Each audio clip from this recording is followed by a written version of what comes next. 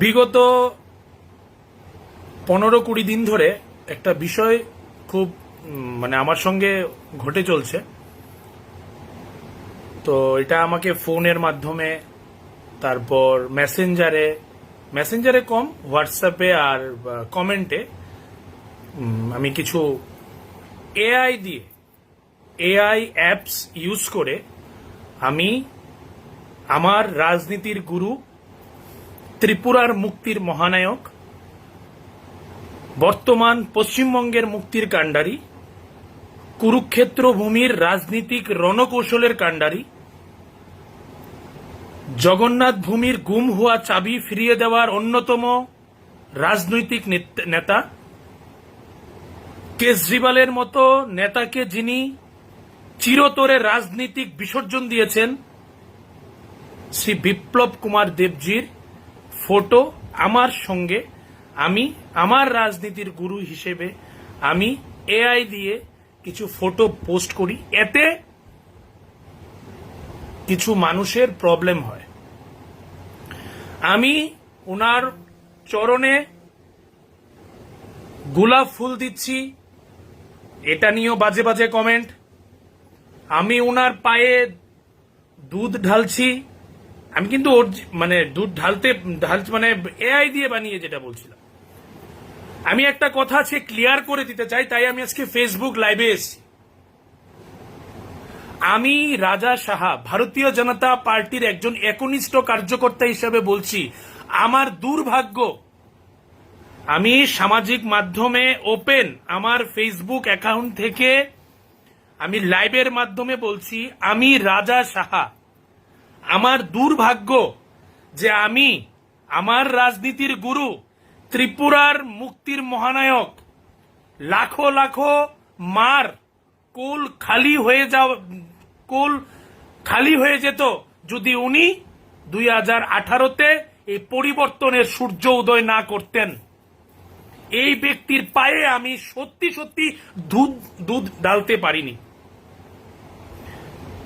আমাদের সদরের নেতা, আমার নেতা, একদিন স্টেট গেস্ট হাউসে সুকান্ত ঘোষ, যিনি এখন স্পোর্টস কাউন্সিলের সেক্রেটারি রয়েছেন, উনি, আমি, তারপর হেডলাইন্স ত্রিপুরার কর্ণধার প্রণব দা, সবাই মিলে মুক্তিদাতার সামনে বসে মুক্তিদাতা কিছু কথা বলছিলেন, আমরা তা শুনছিলাম স্টেট গেস্ট হাউসে।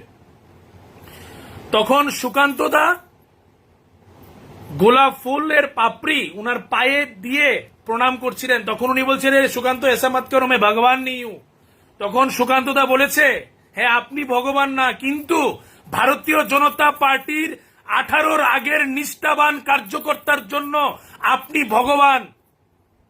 শ্রীকৃষ্ণ বলেছিলেন, পৃথিবীতে যতবার অন্যায় হবে, অবিচার হবে, আমি কোনো না কোনো রূপে বারবার জন্ম নেব। যেই ত্রিপুরাতে 50 বছর রাজতন্ত্র শেষ হয়ে গণতন্ত্র প্রতিষ্ঠা হওয়ার পর যে অন্যায় অবিচার হচ্ছিল এই ত্রিপুরেশ্বরী মায়ের পূর্ণভূমিতে, এই অন্যায় অবিচার থেকে লাখো লাখো যুবকদের, লাখো লাখো যুবতীদের, 37 লাখ ত্রিপুরাবাসীকে মুক্তি দিয়েছেন এই ত্রিপুরার বীর সন্তান বিপ্লব কুমার দেব।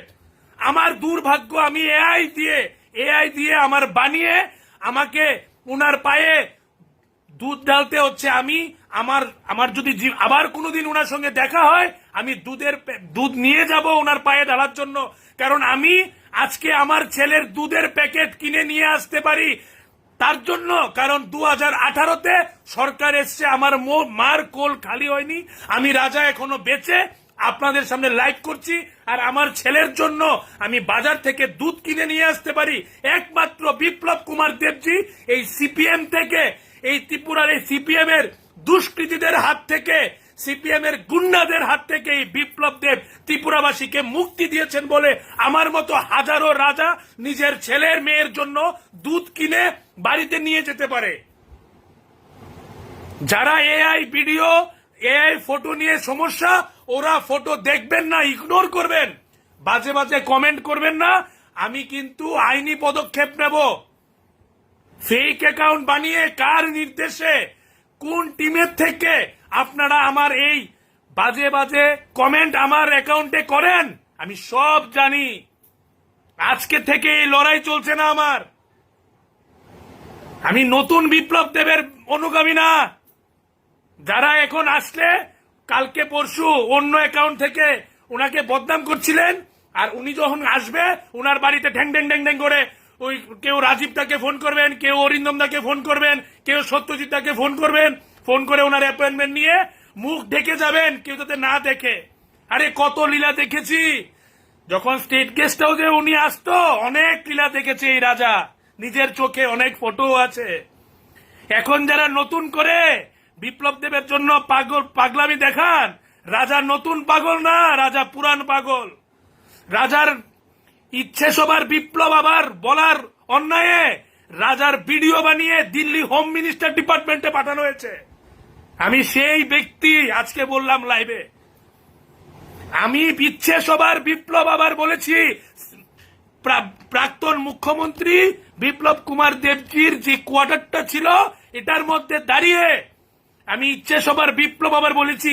সেই অন্যায়ের দরুন আমার ভিডিও বানিয়ে হোম মিনিস্ট্রি ডিপার্টমেন্টে পাঠিয়েছেন। কে পাঠিয়েছেন, কারা পাঠিয়েছেন সে ব্যাপারে আমি যাব না। আমি এআই নিয়ে ভিডিও ফটো পোস্ট করি, আপনাদের গায়ে লাগে? গায়ে লাগলে আমাকে ব্লক করে দিন, আমাকে ইগনোর করুন। আমি আরো বানাবো, হাজারো ফটো বানাবো এআই দিয়ে। আমার বুক ছিঁড়ে থাকবে, এর মাঝখানে বিপ্লবদের থাকবে, এরকম ফটো আসবে। উনি যদি ত্রিপুরার মাটিতে 2015 17 মে পা না রাখতেন, আজও সিপিএম এর গুলামি করতে হতো আপনাদের। যারা এই নতুন বিজেপি হয়ে এখন রোজগার করছেন না, আপনারা ওই 18 যারা নিষ্ঠাবান কার্যকর্তা আছে, যারা সিপিএম এর রক্ত চক্ষুকে উপেক্ষা করে বিজেপির ঝান্ডাটা নিয়ে নিজের জান বাজি রেখে রাস্তায় নেমেছিল বিপ্লব কুমার দেবজির মুখটার দিকে তাকিয়ে, এরা জানে রাজা সাহা কেন এআই ভিডিও এআই ফটো বানিয়ে পোস্ট করে। কারণ আমার ভাগ্য হয়নি বিপ্লব দেবের পায়ে নিজের হাতে দুধ ডালার। রাজা সাহা নিজের ছেলের দুধের ডাব্বাটা আজ কিনে নিয়ে আনতে পারে, কারণ 2018-তে ত্রিপুরা রাজ্যে মুক্তির সূর্য উদয় করেছিলেন বিপ্লব দেব, তার জন্য। আর একটা কোনো ফটো পোস্ট করার পর যদি কোনো রকম বাজে কমেন্ট আমার ফেসবুকে আসে, সে যে কোনো ব্যক্তি হোক, আমি কাউকে ভয় করি না। বহুত বড় বড় লড়াই কোন ব্যক্তির সঙ্গে আমি একা লড়েছি। বিনা অপরাধে 17টা ধারা লেগে আছে আমার উপর। এখন আমার কেস হাইকোর্টে গেছে। ত্রিপুরা স্টেট ভার্সেস রাজা পোস্ট করে দেব পিডিএফ। ওসি এসপি চোখের জল ফেলে বলছে আমরা হয়েছে একটা টিউব লাইট, যদি সুইচ দিলে আমরা না জ্বলি তো টিউব লাইটটা খুলে ফেলে দেবে। আমরা জানি আপনি নিরপরাধ, আপনাকে কেন ফাঁসানো হয়েছে আমরা জানি। অনেক যারা ভিতরে নিয়ে এখনো বিজেপির ঝান্ডাটা নিয়ে রাস্তায় নামি, পদের লোভে নয়। উনি থাকতে, উনি যখন ছিলেন এই রাজা সাহাকে অনেক পদ দিয়েছেন, অনেক সম্মান দিয়েছেন, মা বাবা তো জন্ম দিয়েছে আমার, কিন্তু আমার ত্রিপুরা রাজ্যে রাজনৈতিক অস্তিত্ব বিপ্লব দেব দিয়েছেন। ত্রিপুরার মুক্তিদাতা বিপ্লব দেব। উনার পায়ে দুধ ঢালবো না তো কার পায়ে দুধ ঢালবো আমি? আমার মা আমাকে 10 মাস 10 দিন গর্ভে রেখে দুধ খাইয়ে বড় করেছে, সেই দুধের অস্তিত্ব বিপ্লব দেব দিয়েছেন। তার জন্য আমি রাম বলি। হ্যাঁ, উনি আমার রাম। কারোর প্রবলেম হলে বেরিয়ে যান আমার ফেসবুক থেকে, আমার লাগবে না আপনাদের মতো বন্ধু। আমার এমনও বন্ধু রয়েছে যিনি আমার কলকাতা থেকে এসে আমার ছবি বানিয়ে আমার বাড়িতে দিয়ে যায়।